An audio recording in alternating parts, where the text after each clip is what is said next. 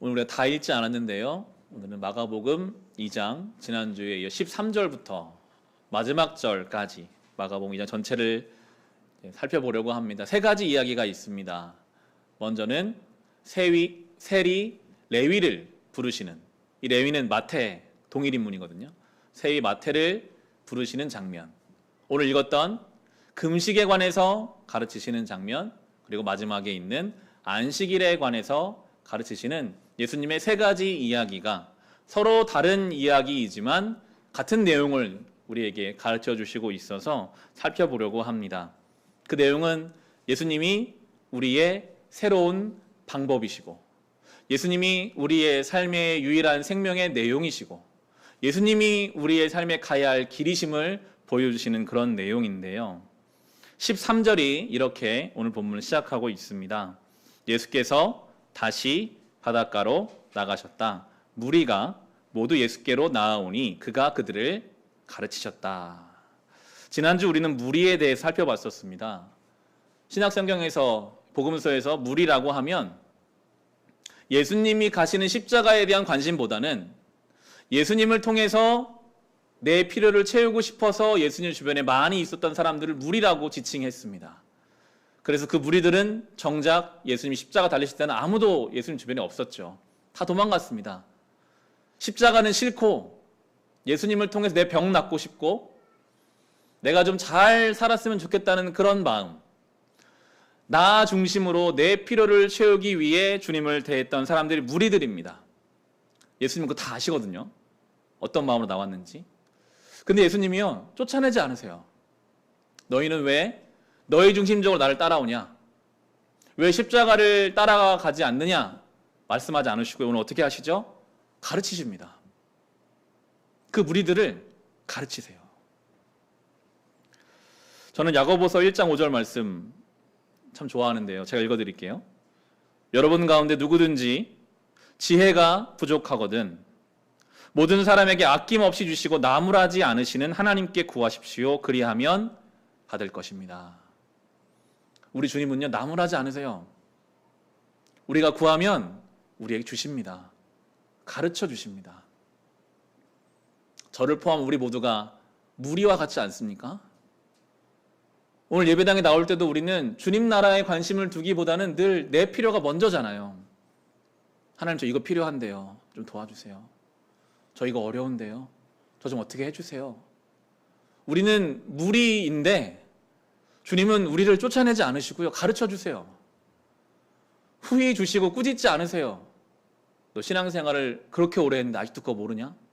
그렇게 말씀하지 않으세요. 저 같은 사람 목사인데 너 목사인데 그것도 아직 못하냐? 그렇게 말씀하지 않으시고 하나님 저 지혜가 없어요. 그러면 지혜를 주시고 사랑이 없어요. 사랑을 주십니다. 겸손히 주님께 구하는 우리들을 가르치시는 주님이시거든요. 오늘 이 말씀의 시간도 그 좋으신 주님께서 우리에게 필요한 것들을 하나하나 가르쳐 주시는 시간 될 수 있기를 우리 주의 이름으로 축원합니다. 가장 먼저는 죄인에 관해서 가르치십니다. 세리, 로마 제국의 지배하에 있던 예수님 당시에는 세리들, 세금을 걷는 사람들은 로마라는 제국 편에 서서 자기 동족들을 착취하는 일에 앞장섰던 사람들이 세리였습니다. 외국어가 좀 되고 시리를 읽는 사람들이었어요. 지금 내가 내 나라보다는 로마 편에 서면 호의호식할 수 있겠다. 양심도 버리고 신앙도 버리고 자기의 안위를 쫓았던 사람들이 세리였어요. 우리는 일제강점기라는 역사적 경험이 있기 때문에 보통 일본 앞잡이라고 말하잖아요. 일본 제국에 붙어서 동포들과 동족들을 착취하는 데 앞장섰던 그 사람들을 우리는 부정적인 인식을 가지고 있는 것처럼 그 당시에 그런 존재였습니다. 더욱더 율법이 살아있었던 시간이었기 때문에 무조건 세리는 죄인 취급해요. 사람 취급 안 했어요. 밥 같이 먹으면 같이 부정해지니까 밥도 같이 먹지 말라라고 이야기하는 그런 분위기였거든요. 그런데 오늘 예수님이 이 세리 레위를, 이 세리 마태를 부르시는 장면입니다. 14절 말씀인데요. 같이 한번 읽어보겠습니다. 예수께서 길을 가시다가 알페오의 아들 레위가 세관에 앉아 있는 것을 보시고 말씀하셨다. 나를 따라오너라. 레위는 일어나서 예수를 따라갔다. 예수님이 이 세리 레위와 접촉하시면 예수님 사역에 방해될 수 있습니다. 저 예수라는 사람 좀 다른 줄 알았는데, 욕심 없는 사람인 줄 알았는데 세리하고 어울리는 거 보니까 한통속이구만. 로마 편에 서서 뭔가 얻으려고 하는 존재인가 보다. 예수님이 가셔야 할 사역에 방해될 수 있는 존재가 세리들이거든요. 그런데 예수님은 그런 것에 아랑곳하지 않으시고 부르세요. 나를 따라와라. 그 당시에 성전에서 말씀을 가르치던 종교 지도자들은 세리와는 밥도 먹지 마라, 상종하지 마라, 같이 죄인 된다라고 그렇게 그들을 격리시키려고 했는데 하나님 마음은 그게 아니었거든요. 여러분, 신앙은 그런 것이 아닙니다. 죄인을 구분해서 그 사람과 어울리지 않고 나는 깨끗한 존재라고 스스로 구별하는 것이, 그것이 신앙이 아닙니다. 예수님이 부르시잖아요. 나를 따라오라. 저는 이 부르심이 참 많이 위로가 되고 은혜가 되더라고요. 이 레위가 예수님의 부르심에 한 번에 반응한 걸 보면 아마 그는 많은 내적인 갈등을 하고 있었을 것입니다. 내가 이러려고 세리가 된 것은 아니었는데, 어떤 그의 인생의 결정들이 욕심을 따라 결정하고 상황에 따라 결정하다 보니까 여기까지 와버렸어요. 아무도 자기를 사람 취급하지 않아요. 무엇보다 하나님 앞에 자기 신앙 양심이 너무나 걸려요. 내가 잘 살고 있는 것이 맞는가? 해결되지 않거든요. 나 때문에 저 예수님이나 선생님도 혹시 잘못된 이미지를 쓰시면 어떡하나? 여러 가지. 그런데 주님은요, 그냥 따라오래요. 내가 너 책임질게. 너를 짓누르는 인생의 무게, 죄의 무게, 후회, 염려, 다른 사람들 평판, 그런 거 신경 쓰지 말고 나를 따라와라. 이것이 복음입니다. 혹 우리도 이 세리 레위처럼 오늘 서 있는 우리의 삶의 자리가 후회스러운 부분들이 있을 수 있습니다. 우리가 이전에 내렸던 어떤 욕심으로부터 비롯된 결정들 때문에 그때 내린 그 결정이 오늘까지 나의 삶에 악 영향을 미치고 있을 수 있어요. 후회되고 돌이킬 수 없어요. 주님은요, 근데 따라오래요. 내가 책임진다.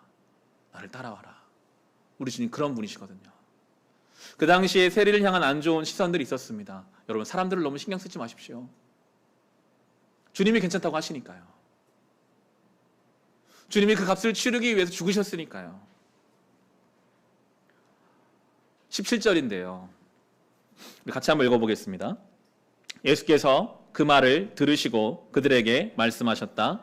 건강한 사람에게는 의사가 필요하지 않으나 병든 사람에게는 필요하다.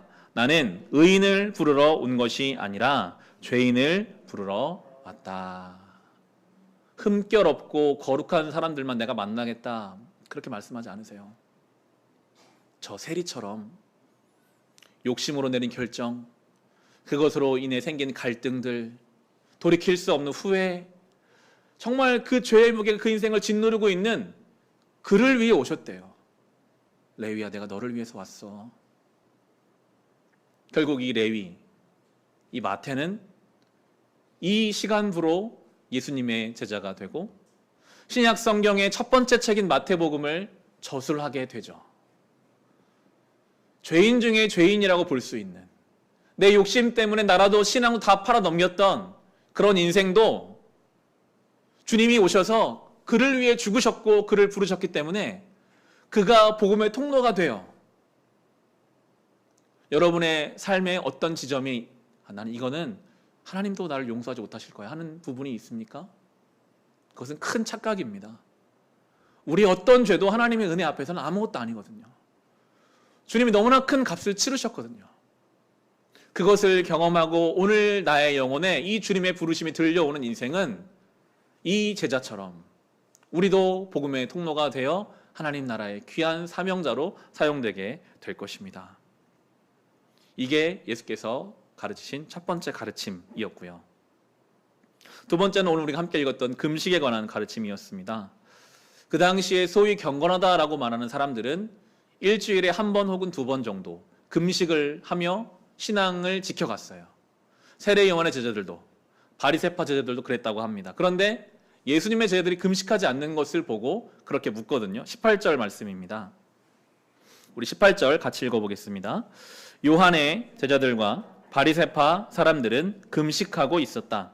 사람들이 예수께 와서 물었다. 요한의 제자들과 바리새파 사람의 제자들은 금식하는데 왜 선생님의 제자들은 금식하지 않습니까?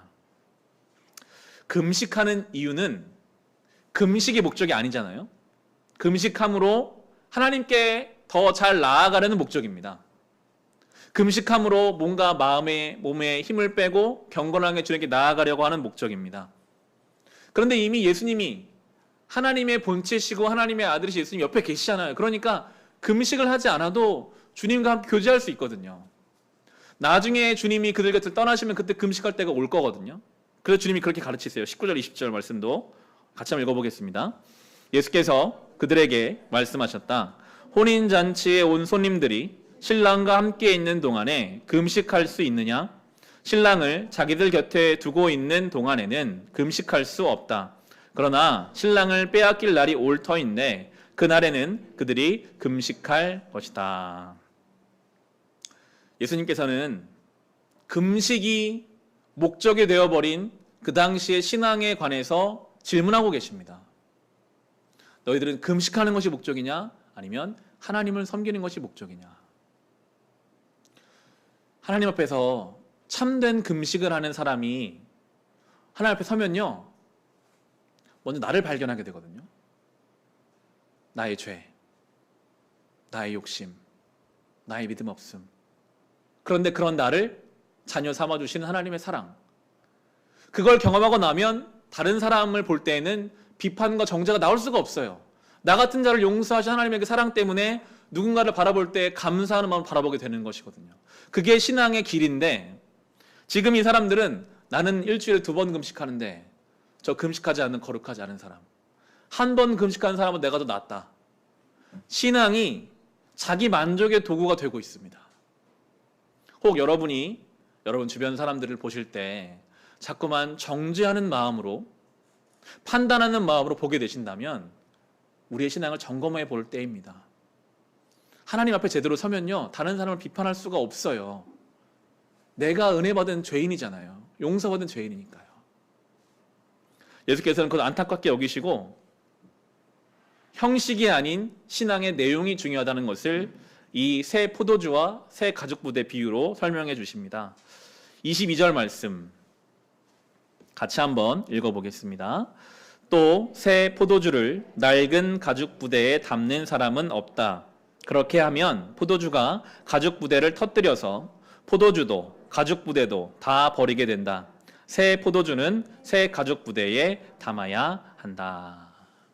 새 포도주를 담그면 그 포도주는 발효가 되어 가기 때문에 부피가 늘어난다고 합니다. 그래서 옛 가죽부대에 담으면 가죽부대가 터져버린대요. 새 포도주를 담으려면 그래서 새 가죽부대가 필요합니다. 포도주가 중요합니까? 부대가 중요합니까? 당연히 포도주를 위해서 가죽부대가 존재하는 거죠. 예수께서는 신앙의 내용을 지금 묻고 계십니다. 정말 그 복음에, 하나님 나라에 그 새 포도주가 담길 만한 금식이냐, 담길 만한 신앙의 내용들이냐라고 묻고 계시는데, 그들은 지금 새 포도주 복음을 그들 안에 담으려고 하는 것이 아니라 자기 만족을 담으려고 하고 있어요. 나는 이렇게 금식했어. 나는 저 사람보다는 나아. 그런 식으로 뭔가 다른 내용을 담으려고 하면 그 인생 자체가 변질되어 가거든요. 여러분, 똑같은 재질로 된 똑같은 그릇이라고 하더라도 거기에 무엇이 담겼느냐에 따라서 그 그릇은 다르게 규정됩니다. 커피가 담기면 커피잔이 되고요.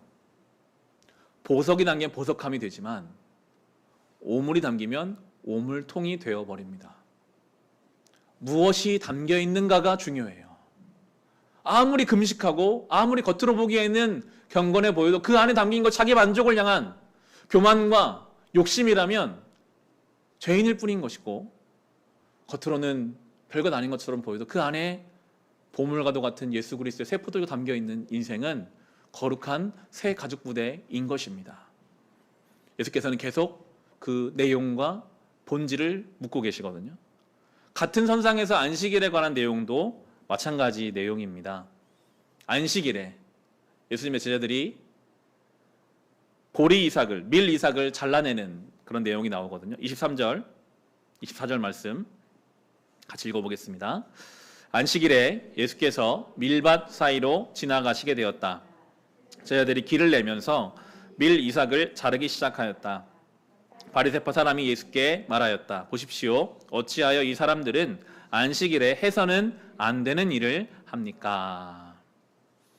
안식일이 중요한 것이 아니라 하나님을 온전히 섬기는 것이 중요한데 이 사람들에게는 안식일에 아무것도 하지 않는 것이 굉장히 중요한 시간이 되어버렸어요. 그래서 질문하는 거죠. 왜 안식일에 뭔가를 하느냐라고 묻고 있는 것입니다. 그래서 예수께서 말씀하신 27절, 28절 보시겠습니다. 같이 읽어보겠습니다. 그리고 예수께서는 그들에게 말씀하셨다. 안식일이 사람을 위하여 생긴 것이지 사람이 안식일을 위하여 생긴 것이 아니다.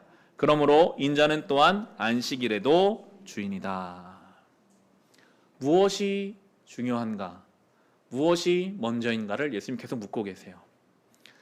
예수님 당시의 사람들에게는 금식과 안식일은 아주 밀접한 그들의 어떤 행위였습니다. 우리로 바꾸면 그런 거예요. 예수님이 우리에게 그렇게 질문할 수 있습니다. 너희는 왜 돈을 버느냐? 무엇을 위해서? 왜 열심으로 살아가느냐? 왜 공부하고 왜 그 삶들을 살아가고 있느냐? 무엇을 위해서? 하나님을 섬기기 위해 금식하는 것인데 금식이 먼저 되고 있고 하나님을 온전히 섬기기 위해 안식일이 있는 것인데 하나님이 아니라 안식일이 높여지는 것처럼 하나님이 우리의 삶에 주신 삶의 내용들, 경제활동을 열심히 하고 맡겨진 자를 열심히 하는 건 물론 중요합니다. 그런데 그것을 통해서 뭔가를 이루기 원하시는 하나님의 뜻이 있는데 그것은 전혀 관심이 없고 그저 내가 그냥 맡겨진 그 일, 남들이 다 하니까 그냥 해야 되니까 그렇게 하고 있지는 않은지 우리에게 그렇게 묻고 계십니다. 정말 새 포도주가 담기는 새 가족 부대인지. 우리는 주님께 배워야 합니다. 무엇을 담아야 할지.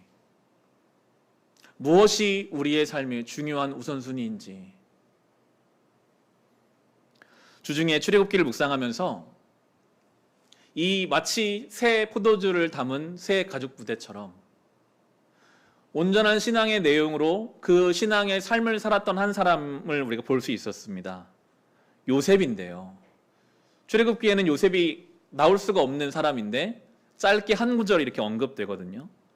출애굽기 13장을 한번 보겠습니다. 출애굽기 13장 구약 92페이지입니다. 이 출애굽기 13장은 6월절 출애굽하는 그 밤 이야기입니다. 하나님이 출애굽할 때 이집트를 떠날 때는 굉장히 급박하게 나오라고 하세요. 6월절 식사도 완전히 나갈 채비를 다 하고 겉옷도 입고 지팡이도 짚고 신도 신고 서서 먹으라고 하시거든요. 그리고 보통은 빵을 누룩을 넣어서 잘 부푼 다음 먹는데 누룩도 넣지 말고 급하게 먹어라. 굉장히 급박한 출애굽의 현장 속에서 굳이 이 400년 전에 이미 세상을 떠난 요셉이 한 구절 언급돼요. 저는 이 본문을 여러 번 읽을 때마다 왜 여기서 요셉 이야기 하셨을까? 의문점이 있었는데 개인적으로 이번에 이 말씀 묵상하고 설교를 준비하면서 좀 풀린 영역들이 있었습니다. 19절을 같이 한번 읽어보겠습니다. 모세는 요셉의 유고를 가지고 나왔다. 요셉이 이스라엘 자손에게 엄숙히 맹세까지 하게 하며 하나님이 틀림없이 너희를 찾아오실 터이니 그때에 너희는 여기에서 나의 유고를 가지고 나가거라 하고 말하였기 때문이다. 요셉의 삶을 우리는 창세기를 통해 살펴봤죠. 요셉은 원치 않았는데 이집트로 팔려갔습니다. 형제들의 미움받아서 노예로 팔려갔습니다. 많은 고생을 하고 신앙의 싸움을 하고 결국에 하나님의 인도하심 가운데 이집트의 총리가 되었습니다. 하나님은 그를 총리로 세우시는 것으로 끝내시는 것이 아니라 다가올 7년의 큰 흉년을 대비하게 하시기 위하여 7년의 큰 풍년 동안 창고를 만들어 곡식을 비축하고 7년의 큰 흉년 다가왔을 때 생명들을 살리는 역할로 요셉을 사용하셨죠. 요셉이라는 사람이 그의 삶에 어떤 내용을 담고 살았을까요? 저 같으면 형제들에 대한 원망과 복수심을 담고 살았을 것 같아요.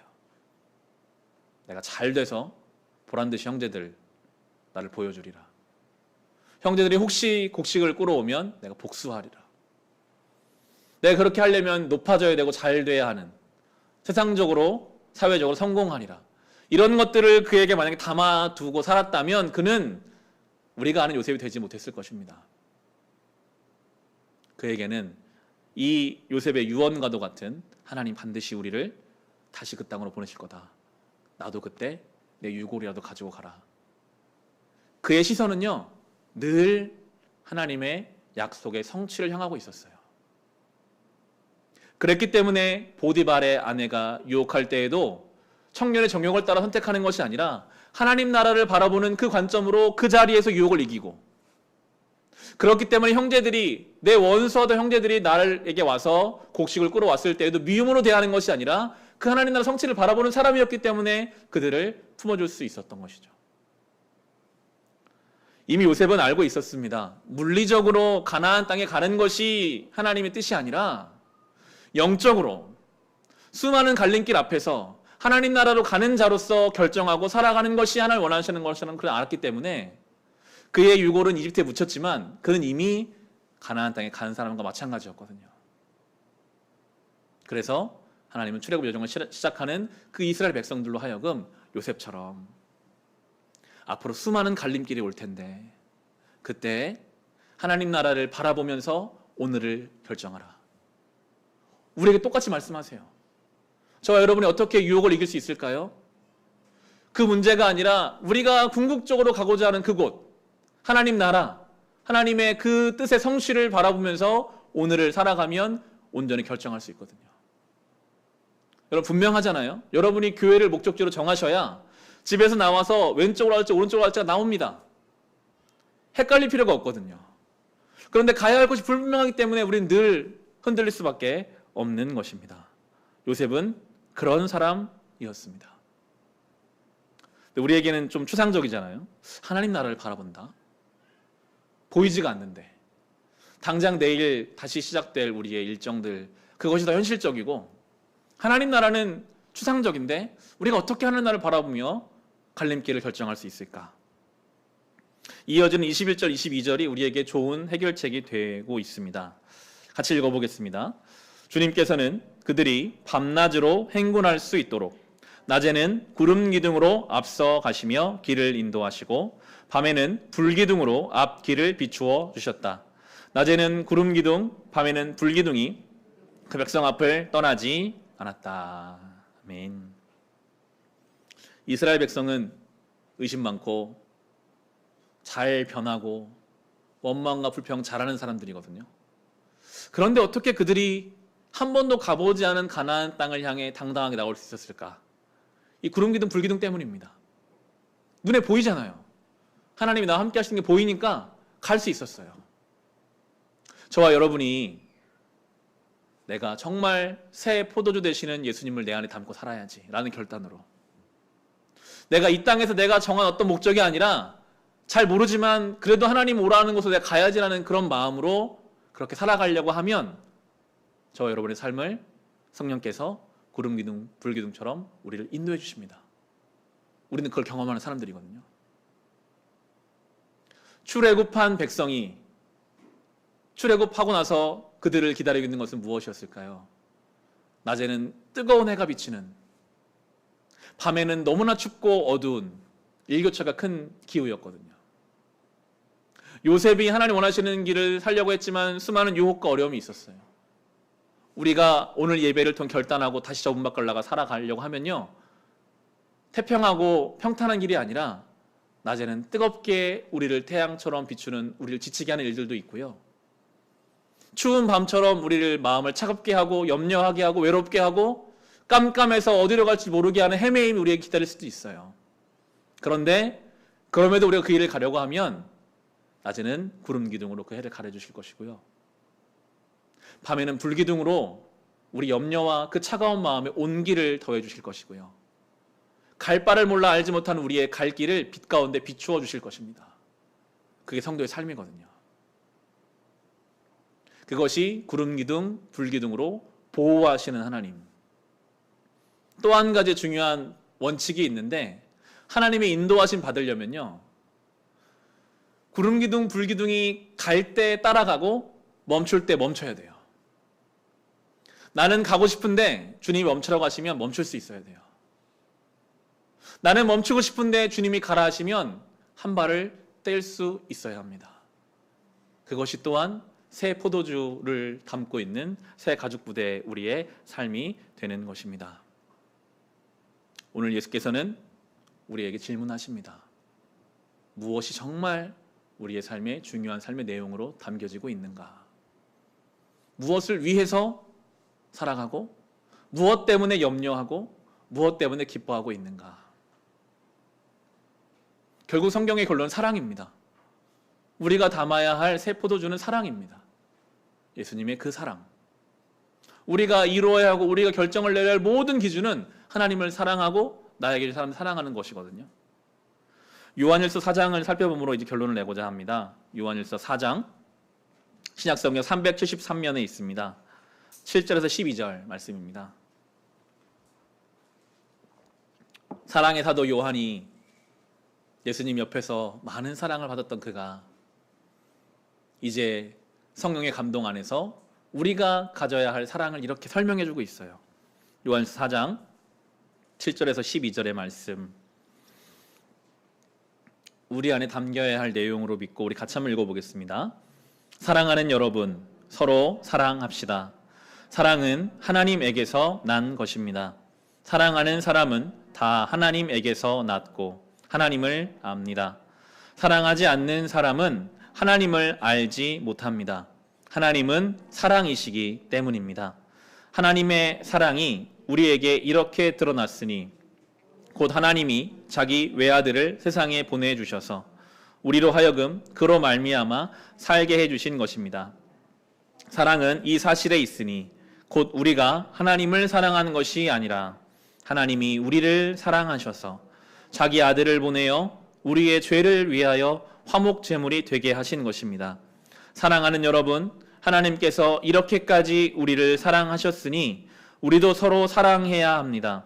지금까지 하나님을 본 사람은 없습니다. 그러나 우리가 서로 사랑하면 하나님이 우리 가운데 계시고 또 하나님의 사랑이 우리 가운데서 완성된 것입니다. 아멘. 하나님이 사랑이십니다. 우리 안에 그 사랑이 담겨야 합니다. 그것을 위해서 우리는 결정과 판단을 내려야 합니다. 어제 어버이날이었죠. 저희 아버지가 양평에 살고 계시는데요. 토요일에 앞에 교회 나와서 전 설교를 준비하고 있었는데 저희 아버지가 새벽 예배를 마치시고 그 양평 근교에 있는 할아버지 할머니, 저에겐 할아버지 할머니고 저희 아빠에게는 아버지 어머니가 되시죠. 거기에 이제 큰 고모도 같이 묻혀 계신 산소에 가셨더라고요. 거기서 동영상을 찍어서 거기 몇 마디 말을 같이 담으셔서 가족방에 올려주셨어요. 저희 아버지 눈물이 많으시거든요. 영상 초반부터 울컥 하시더라고요. 부모님이 많이 생각나셨겠죠. 그러면서 그 영상에 이제 말미에 하시는 말씀이 어머니 아버지 감사합니다. 저희는 잘 살고 있습니다. 라고 이렇게 울면서 말씀하시는데 저도 눈물이 좀 많은 편이거든요. 같이 그 영상을 보면서 혼자 그 옆에서 많이 눈물을 흘리게 되었습니다. 할아버지는 워낙 제가 어릴 때 일찍 돌아가셔서 큰 기억이 없는데 할머니와 큰 고모는 저에게 참 잘해주셨거든요. 장남이라고 잘해주시는 그 생각들이 나는데 만날 수가 없잖아요. 계실 때 좀 더 잘할걸. 사무치는 그리움과 사랑을 생각해보는 시간이었습니다. 우리는 다 압니다. 사랑하면서 살기에도 우리의 삶은 짧습니다. 사랑하지 못하면 후회할 것입니다. 후회하면 늦잖아요. 그런데 세상은 끊임없이 우선순위를 바꾸려고 해요. 너는 지금 사랑할 때가 아니야. 뭐가 있어야 사랑하지. 잘 돼야 사랑하지. 높아져야 사랑할 거 아니야. 라고 끊임없이 우리 속에서 사랑이 아닌 다른 것이 먼저라고. 마치 금식이 중요한 게 아니라 하나님을 섬기는 것이 더 중요한 것인데 순서를 바꾸고, 안식일이 중요한 것이 아니라 하나님 섬기는 것이 중요한, 자꾸 그것을 바꾸려고 해요. 그게 중요한 것이 아닌데 더 중요한 것을 뒤로 미루려고 하는 세상 속에 우리는 있습니다. 그래서 예수님 말씀하시잖아요. 새 포도주, 하나님의 사랑, 예수의 사랑을 담아라. 여기까지 우리가 전적으로 동의해서 이제 예배를 마치고 다시 결단해서 사랑하려고 하면 그때 우리는 한결같이 고백을 할 수밖에 없습니다. 하나님, 그런데 제 안에 사랑이 없어요. 제가 정말 제 가족도 사랑하기가 힘들어요. 사랑이 안 돼요. 하나님이 사랑이신데요, 죄로 인해 하나님과 단절된 그 순간부터 우리 안에 사랑이 없습니다. 그게 성경적 정의예요. 우리 안에는 사랑이 없어요. 사랑하고 싶어도 우리 안에 그런 사랑이 없어요. 그래서 예수님이 오신 거죠. 아까 말씀하신 것, 내가 온 것은 병든 자를 위해 왔다. 죄인을 위해 왔다. 그게 사랑할 수 없는 우리를 위해 오셨다는 거거든요. 그리고 나를 따라와라. 그럼 내가 사랑할 수 있게 해주겠다. 라고 우리를 부르고 계십니다. 이 예배의 시간들은요, 그 사랑이신 주님을 우리 안에 채우는 시간입니다. 그러면 놀랍게도 어제까지 내가 사랑하지 못했던 그 누군가가 오늘 주 안에서 내가 품어줄 수 있게 우리를 바꿔가십니다. 새 가족 부대가 되게 하세요. 내가 도저히 이해할 수 없던 그 사람이 예수 안에서 불쌍하게 여겨지게 됩니다.